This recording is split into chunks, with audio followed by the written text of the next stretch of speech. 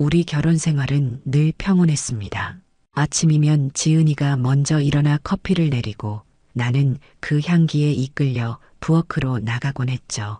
열해를 함께한 부부지만 아직도 아침 식탁에서 마주 앉아 웃으며 하루를 시작했습니다.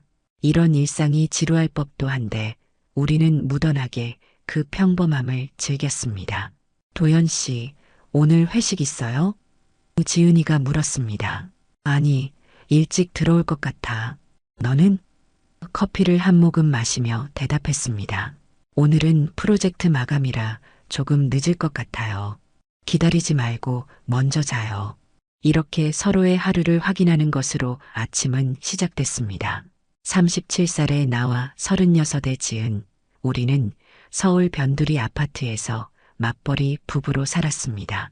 나는 중견정보기술 기업에서 팀장으로, 지은은 광고 대행사에서 마케팅 전문가로 일하고 있었죠.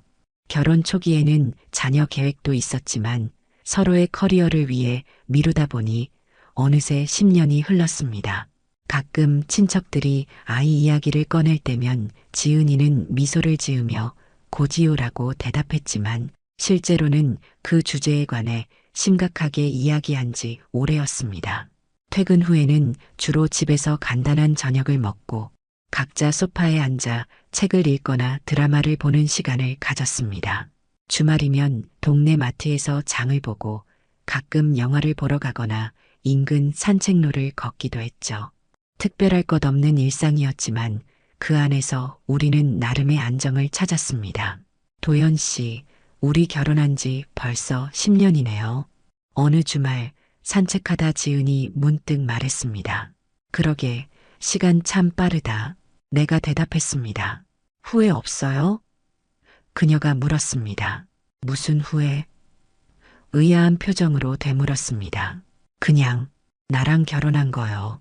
나는 웃으며 그녀의 손을 잡았습니다. 당연히 없지. 너는? 지은은 잠시 생각하더니 미소 지었습니다. 나도요. 그 대화가 있고 며칠 후 지은의 회사에서 새 프로젝트가 시작됐다고 했습니다. 대형 클라이언트를 맡게 되어 한동안 바빠질 거라고 했죠. 나는 그저 힘내라는 말과 함께 그녀의 어깨를 토닥였습니다. 지은이 성공하는 모습을 보는 것이 나에게도 기쁨이었으니까요.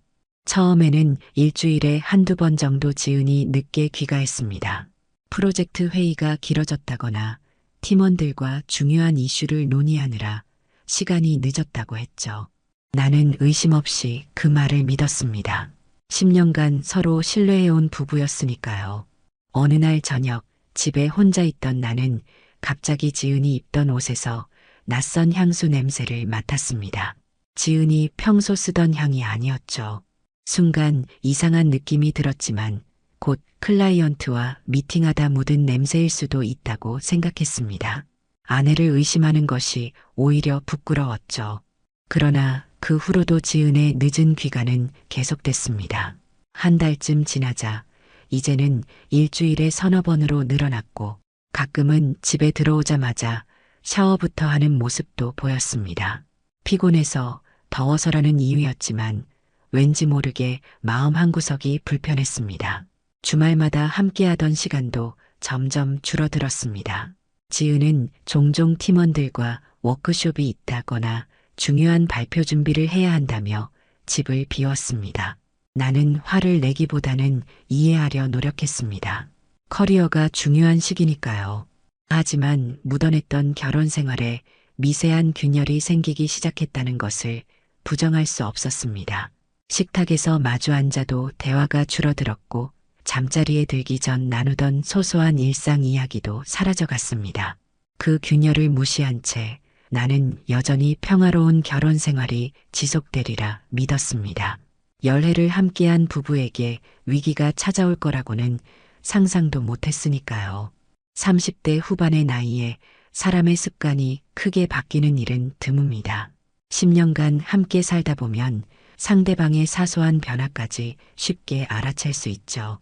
지은의 변화는 미묘했지만 분명히 느껴졌습니다. 그녀의 목소리 톤, 표정, 심지어 걸음걸이까지도 달라진 것 같았어요. 지은의 늦은 귀가가 일상이 된 지 2달쯤 지났을 때였습니다. 평일 저녁 나는 여느 때처럼 혼자 집에서 저녁을 해결했습니다. 9시가 넘어서도 지은에게서 연락이 없었죠. 10시쯤 문자를 보냈습니다. 오늘도 늦어? 잠시 후 답장이 왔습니다. 응, 중요한 미팅이 길어졌어. 곧 끝날 것 같아. 데려다 줄까? 아니야, 팀장님이 데려다 주신대. 걱정 마. 나는 한숨을 내쉬며 소파에 몸을 묻었습니다. 텔레비전을 켰지만 내용은 전혀 들어오지 않았죠. 11시가 되어도 지은은 돌아오지 않았고 다시 문자를 보내려다 그만두었습니다. 괜히 부담을 주는 것 같아서요. 그날 밤 잠을 이루지 못하고 뒤척이다 일어나 물 한 잔을 마시려 부엌으로 갔습니다. 창밖을 무심코 바라보던 중 아파트 단지 입구에 검은색 고급 외제차가 서는 것이 보였습니다. 12시를 넘긴 시간 그 차에서 내린 사람은 다름 아닌 지은이었습니다. 심장이 빠르게 뛰기 시작했습니다. 지은이 차에서 내리는 모습, 운전석 쪽으로 몸을 숙여 인사하는 모습, 그리고 차가 떠나고 나서야 아파트 현관이 아닌 옆 골목으로 걸어가는 모습까지 지켜봤습니다. 왜 정문으로 들어오지 않는 거지? 머릿속이 복잡해졌습니다. 10분쯤 지났을까 현관문 열리는 소리가 들렸습니다. 지은이 조용히 들어와 신발을 벗고 있었죠. 나는 거실 불을 켜며 그녀를 맞이했습니다. 늦었네. 지은은 놀란 듯 고개를 들었습니다. 아직 안 잤어? 잠이 안 와서 담담하게 대답했습니다. 요즘 너무 늦게 들어오는 것 같아. 미안해. 정말 바빠서. 지은이 미안한 표정을 지었습니다. 근데 왜 불도 안 켜고 있었어? 그냥. 나는 억지로 미소 지었습니다. 배고프지 않아? 뭐 먹을래? 아니, 미팅 후에 간단히 먹었어. 지은이 가방을 내려놓으며 말했습니다. 먼저 씻고 올게. 지은이 욕실로 들어가자 나는 그녀의 가방을 바라보았습니다. 평소라면 절대 하지 않았을 행동이지만 손이 저절로 움직였습니다. 가방 안에는 평소 지은이 쓰는 것과는 다른 립스틱과 향수가 들어 있었습니다. 지갑을 열자 영수증 하나가 눈에 띄었습니다. 오늘 저녁 7시에 강남의 고급 레스토랑에서 결제한 내역이었죠. 2명분의 저녁 식사와 와인. 팀 미팅이라고 했는데 욕실에서 물소리가 들리는 동안 나는 다시 모든 것을 제자리에 돌려놓고 소파로 돌아왔습니다. 가슴 한편이 무겁게 내려앉았습니다. 아직 확신할 수는 없었지만 불안한 예감이 몰려왔습니다. 지은이 샤워를 마치고 나왔을 때 나는 무심한 척 텔레비전을 보고 있었습니다. 내일 아침에 일찍 출근해야 해서 먼저 잡을게. 지은이 말했습니다. 응, 그래. 나는 고개만 끄덕였습니다. 지은이 침실로 들어간 후 나는 한참 동안 소파에 앉아 있었습니다. 머릿속에서는 여러 생각이 교차했습니다. 지은을 의심하는 내가 나쁜 남편인 걸까? 아니면 내 직감이 맞는 걸까? 그 차의 주인은 누구였을까? 정말 회사 팀장일까? 다음 날부터 나는 지은의 행동을 더 주의 깊게 살펴보기 시작했습니다. 그녀의 통화, 문자 메시지, 귀가 시간, 모든 것이 의심스러워졌습니다. 지은은 더 자주 화장을 고치고 새로운 옷을 사입었습니다. 몇 년간 방치했던 헬스장도 다시 다니기 시작했죠.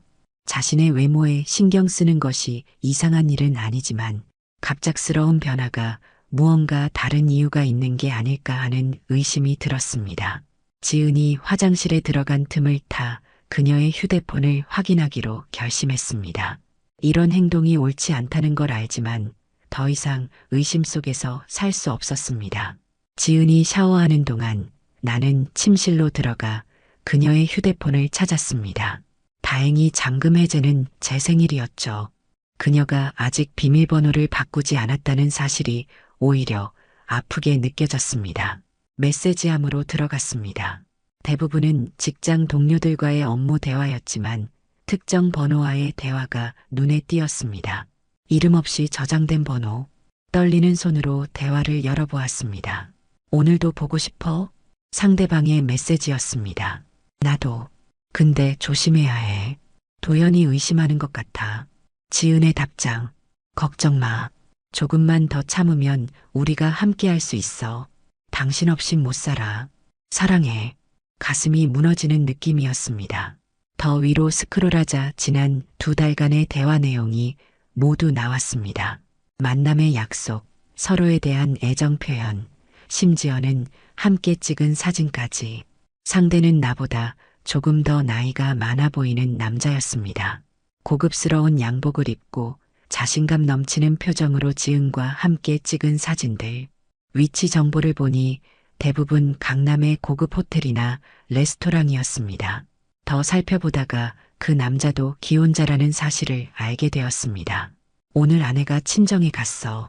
우리 만날 수 있을 것 같아라는 메시지가 있었기 때문입니다. 분노와 배신감, 그리고 허탈함이 한꺼번에 밀려왔습니다. 10년이라는 세월이 한순간에 무너지는 느낌이었습니다. 휴대폰을 원래 자리에 돌려놓고 나는 거실로 나왔습니다. 진실을 알게 된 지금 무엇을 해야 할지 막막했습니다. 직접 물어볼까? 아니면 그냥 모른 척할까? 이혼을 요구할까? 머릿속이 복잡했습니다. 지은이 샤워를 마치고 나왔을 때 나는 소파에 앉아 있었습니다. 그녀는 평소처럼 행동하려 했지만 내 표정을 보고 뭔가 이상하다는 것을 느꼈는지 물었습니다. 무슨 일 있어?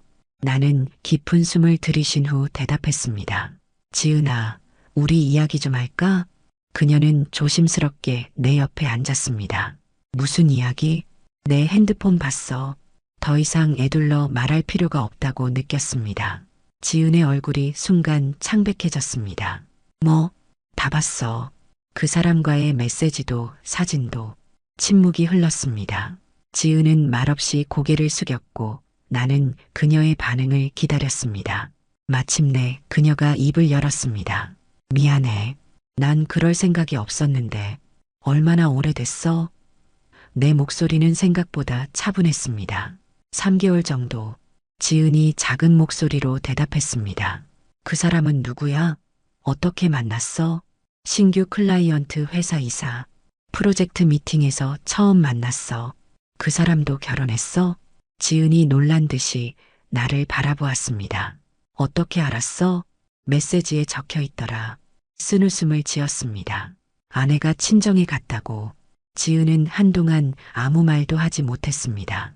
눈가에 눈물이 맺히기 시작했죠. 도연아, 난 외로웠어. 그녀가 마침내 입을 열었습니다. 당신은 늘 일만 했잖아.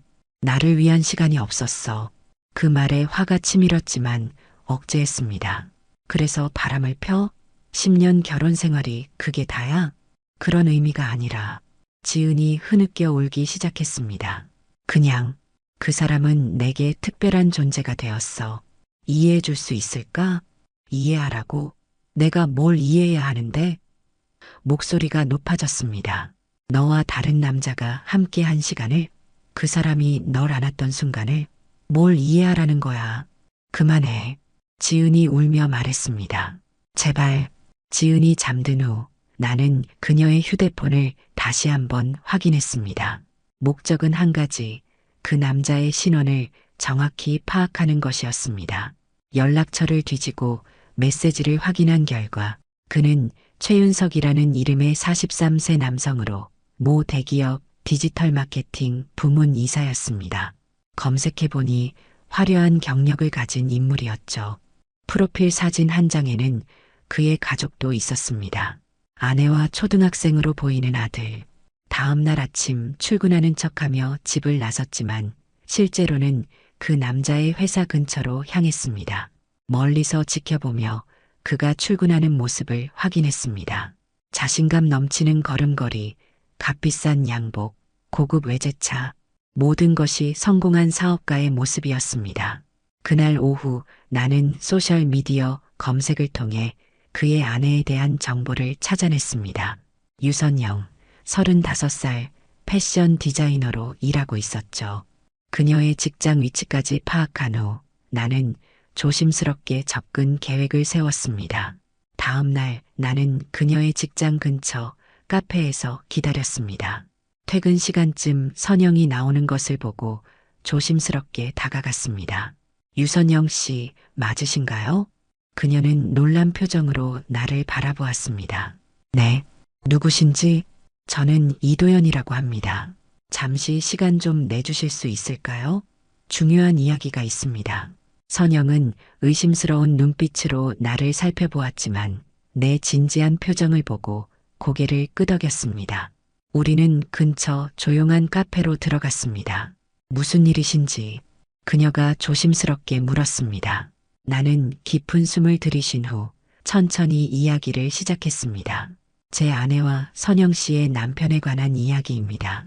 그녀의 표정이 굳어졌습니다. 무슨 말씀이신지. 두 사람이 불륜 관계라는 증거를 가지고 있습니다. 직설적으로 말했습니다. 더 이상 애둘러 말할 시간이 없었으니까요. 선영의 얼굴이 창백해졌습니다. 그녀는 말없이 저를 바라보다가 떨리는 손으로 물 한 잔을 들었습니다. 증거라니요. 나는 준비해온 증거들을 보여주었습니다. 지은의 메시지 스크린샷, 호텔 영수증 사본, 심지어 두 사람이 함께 찍은 몇 장의 사진까지. 선영은 그것들을 보며 천천히 무너져 내렸습니다. 눈물이 그녀의 뺨을 타고 흘러내렸죠. 믿을 수 없어요. 그녀가 흐느끼며 말했습니다. 윤석이가 어떻게? 저도 마찬가지입니다. 내가 담담히 대답했습니다. 10년을 함께한 아내가 어떻게 이런 일을. 우리는 잠시 침묵 속에 앉아 있었습니다. 두 명의 배신당한 사람들. 아이러니하게도 우리는 그 순간 서로를 가장 잘 이해할 수 있는 유일한 사람들이었습니다. 윤석이는 항상 바빴어요. 선영이 마침내 입을 열었습니다. 출장도 많고 늦은 회식도 많았죠. 저는 그저 성공을 위한 과정이라 생각하고 참았어요. 아들도 혼자 키우다시피 했고요. 나는 고개를 끄덕였습니다. 우리 둘 다 피해자네요. 선영은 물기 어린 눈으로 나를 바라보았습니다. 이제 어떻게 하실 건가요? 정확히는 모르겠습니다. 다만 이대로 넘어갈 수는 없어요. 우리는 그날 저녁 내내 이야기를 나눴습니다. 서로의 결혼 생활, 배신감, 그리고 앞으로 어떻게 해야 할지에 대해. 대화를 나누면 나눌수록 선영과 나는 서로에게 위안을 얻는 듯 했습니다. 주위의 가족이나 친구들에게도 말하기 어려운 상황을 함께 공유할 수 있다는 것이 큰 위로가 되었죠. 카페에서 나올 때쯤 선영이 조용히 말했습니다. 다시 만나도 될까요? 저 혼자 이 문제를 감당하기 힘들 것 같아서요. 물론입니다. 내가 대답했습니다. 함께 이 상황을 헤쳐나가는 게 좋겠네요. 선영과의 대화 이후 나는 자주 그녀에게 연락을 취했습니다.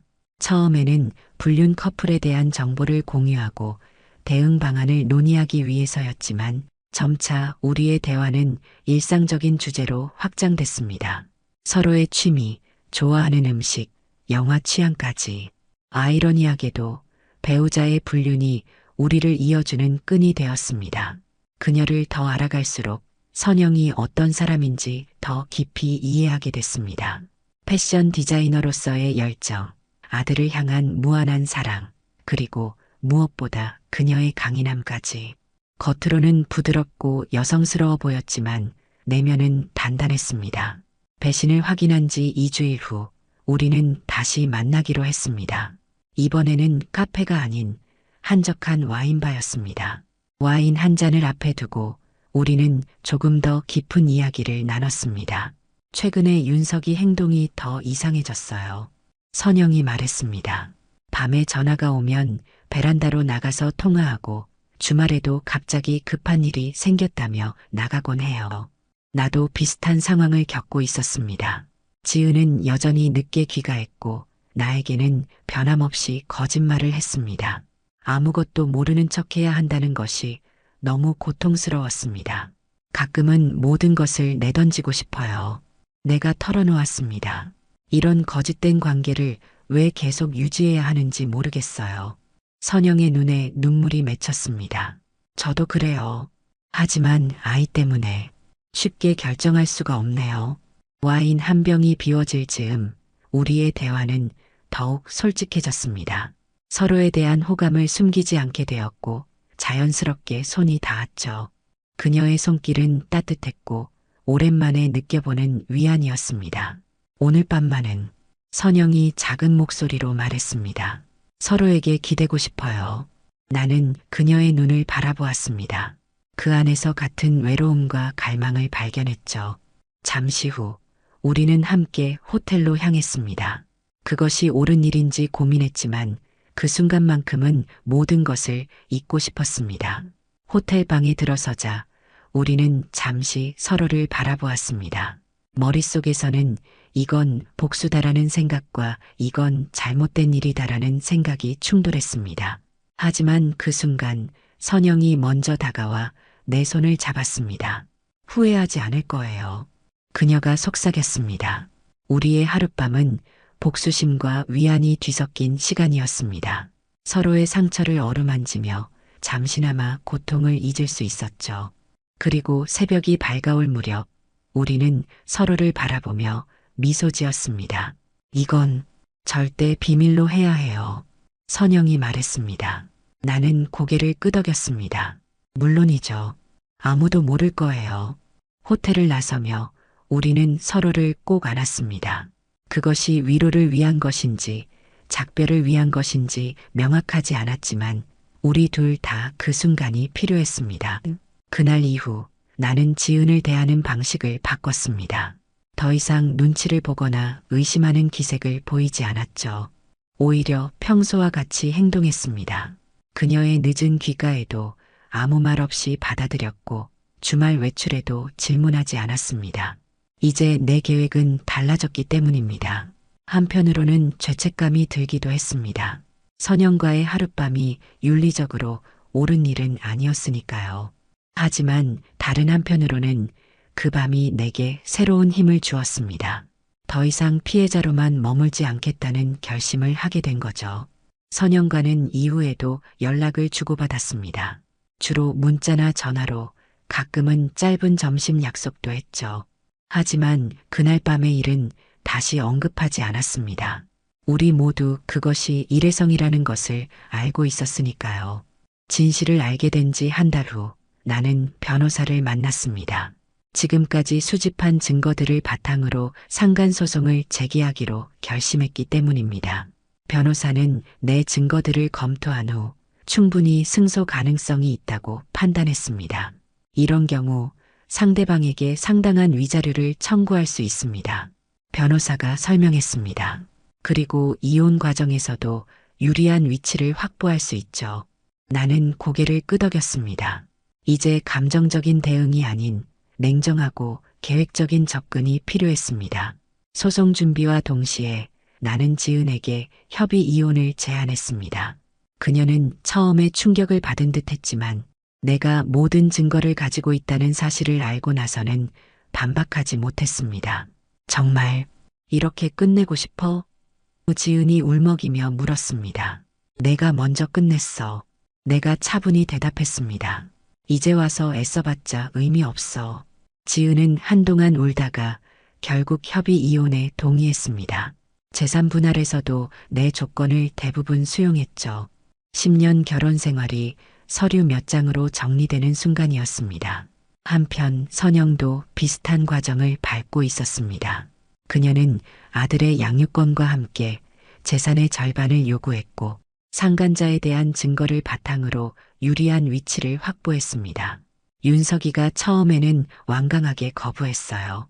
선영이 말했습니다. 하지만 증거를 보여주니 태도가 바뀌더군요.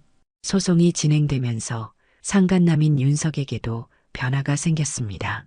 그의 회사에서는 이 사건이 알려지면서 내부적으로 문제가 되었고 결국 그는 퇴사를 하게 되었습니다.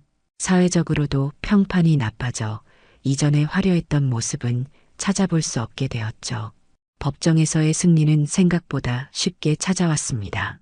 명백한 증거들 앞에서 상대 측은 별다른 항변을 하지 못했고 결국 내가 요구한 위자료를 지불하기로 합의했습니다. 선영의 소송도 비슷한 결과로 마무리되었습니다. 법적인 문제가 해결되자 나는 새로운 시작을 준비했습니다. 아파트를 팔고 작은 원룸으로 이사했습니다. 지은과의 추억이 담긴 물건들은 대부분 버리거나 기부했죠. 새로운 환경에서 마음의 안정을 찾고 싶었습니다. 이제 어떻게 지내실 건가요? 이혼 절차가 마무리된 후 선영이 물었습니다. 아직은 모르겠어요. 우선은 혼자 시간을 보내면서 생각을 정리하려고요. 내가 대답했습니다. 선영 씨는요? 저도 비슷해요. 아들과 함께 새 출발을 하려고 합니다. 우리는 서로를 바라보며 미소 지었습니다. 공통의 아픔을 통해 연결되었던 두 사람. 이제 각자 다른 길을 걷게 되지만 그 인연은 특별하게 남을 것 같았습니다. 가끔 연락해도 될까요? 선영이 물었습니다. 물론이죠. 언제든지요. 이혼 후 몇 개월이 지났습니다.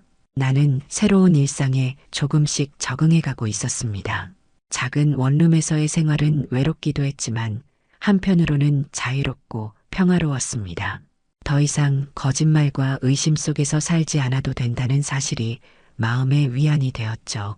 지은에 관한 소식은 공통 지인을 통해 가끔 들려왔습니다. 그녀는 상간남인 윤석과도 결국 멀어졌다고 합니다. 윤석이 회사를 그만두고 경제적으로 어려워지자 두 사람의 관계도 변했다고 하더군요. 결국 지은은 혼자 남게 되었습니다.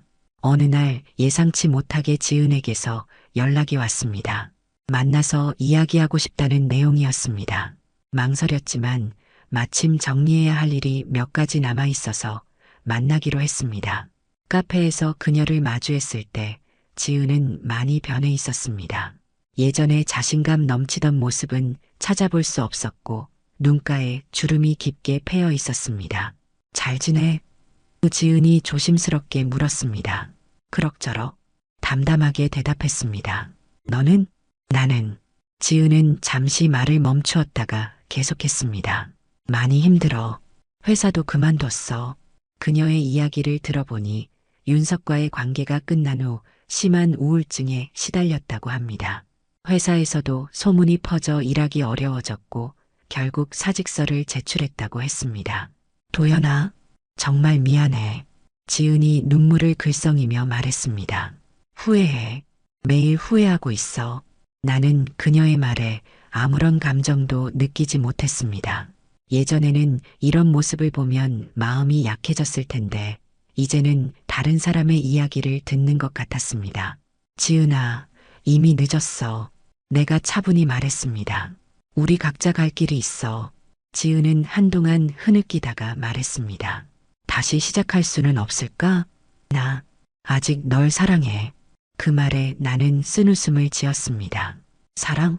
내가 그 의미를 알기나 해? 대화를 마치고 카페를 나오면서 나는 마음속으로 지은과의 관계에 완전한 마침표를 찍었습니다. 더 이상 미련도 원망도 없었습니다. 그저 과거의 한 장이 끝났다는 담담함만 남았죠. 그날 저녁 선영에게 전화를 걸었습니다. 오랜만에 연락이었습니다. 오늘 지은이 만났어요. 내가 말했습니다. 정말요? 무슨 이야기를 했나요? 선영이 관심 있게 물었습니다. 화해하자고 하더군요. 하지만 거절했습니다. 선영은 잠시 침묵했다가 말했습니다. 현명한 선택이에요. 사람은 쉽게 변하지 않으니까요. 우리는 한동안 각자의 근황에 대해 이야기했습니다. 선영은 아들과 함께 새 아파트로 이사했고 디자인 작업도 다시 시작했다고 했습니다. 그녀의 목소리에서 활기가 느껴졌습니다. 가끔 만나실래요? 통화를 마치기 전 선영이 조심스럽게 물었습니다.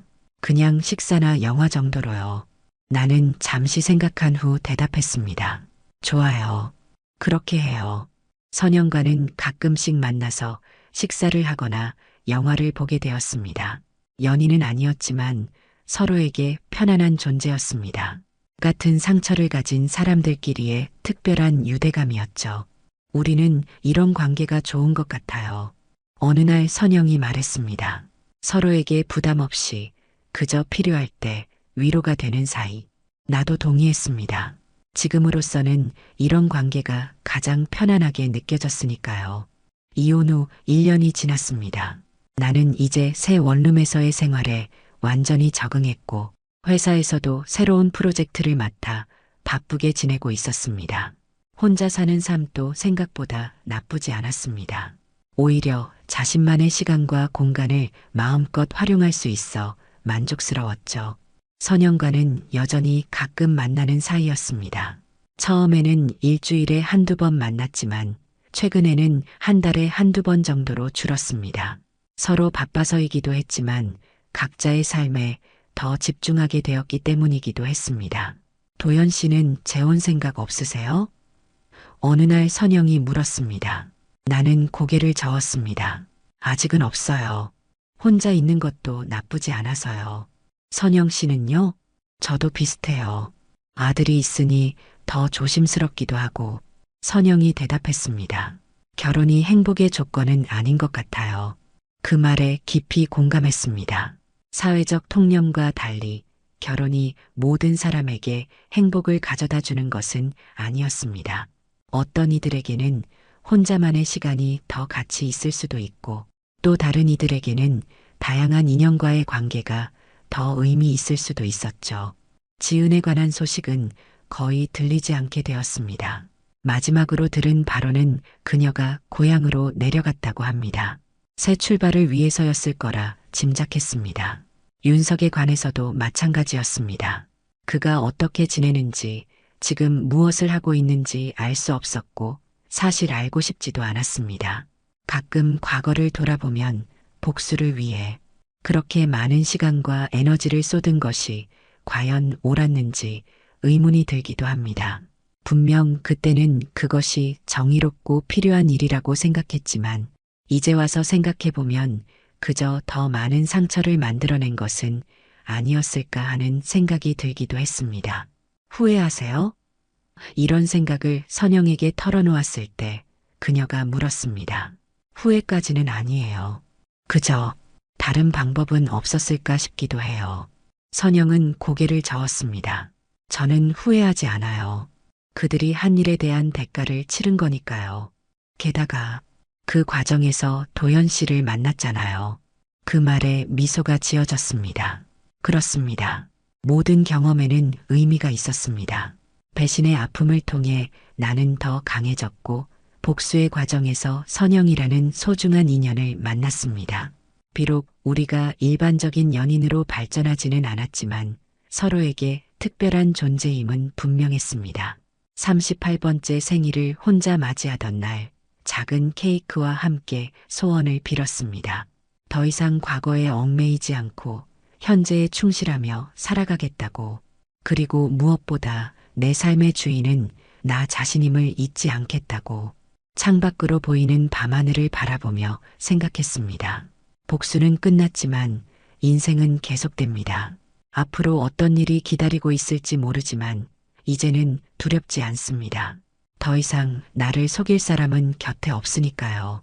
지나온 시간들을 통해 깨달은 것이 있다면 결국 가장 중요한 것은 나 자신과의 관계라는 점입니다. 남편으로서, 아내로서의 정체성이 아니라 한 사람으로서 나 자신을 어떻게 대하고 사랑하느냐가 진정한 행복의 열쇠일지도 모릅니다. 전화벨이 울렸습니다. 선영이었습니다. 생일 축하해요. 도연 씨, 오늘 저녁 시간 있으세요? 네, 있어요. 고마워요. 그럼 7시에 만나요. 작은 선물도 준비했어요. 전화를 끊고 나서 나는 미소 지었습니다. 비록 예상치 못한 방향으로 흘러왔지만 내 삶은 여전히 아름답고 의미 있었습니다. 그리고 앞으로도 그럴 것입니다.